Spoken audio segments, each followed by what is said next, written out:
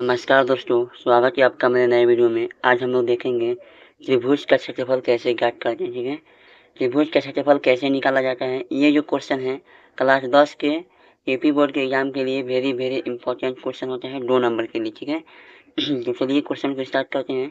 दिया है, यदि एक त्रिभुज का आधार 12 सेंटीमीटर है और ऊंचाई 8 सेंटीमीटर है तो त्रिभुज का क्षेत्रफल ज्ञात कीजिए।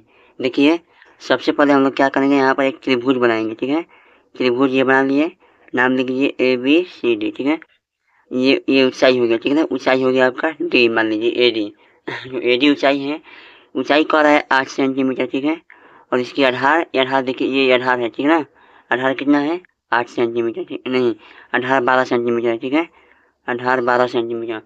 चूंकि चूंकि ऊंचाई बराबर लिखेंगे यहाँ पर, ऊंचाई बराबर 8 सेंटीमीटर, आधार बराबर 12 सेंटीमीटर। ठीक है, और चूंकि यहाँ पर देखिए हम लोगों का त्रिभुज का क्षेत्रफल यहाँ पर सबसे पहले यहाँ पर सूत्र लिखेंगे ना, तो कोई भी एग्जामिनर को जांचने में बस ये त्रिभुज का क्षेत्रफल लिख देंगे आप, तो वो जान जाएगा कि लड़का पढ़ा लिखा है।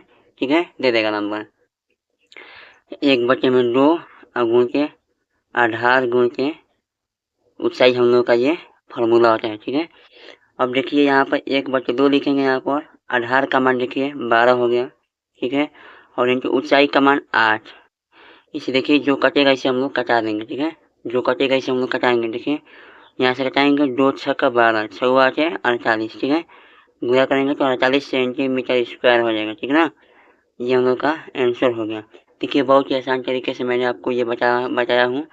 और देखिए, और आप लोगों को एक फार्मूला क्वेश्चन दे रहा हूँ आप लोग, देखिए इसे आप लोग कमेंट बॉक्स में इसका आंसर दे दीजिएगा। ठीक है, मिलते हैं अगले वीडियो में, तब तक के लिए जय हिंद, जय भारत।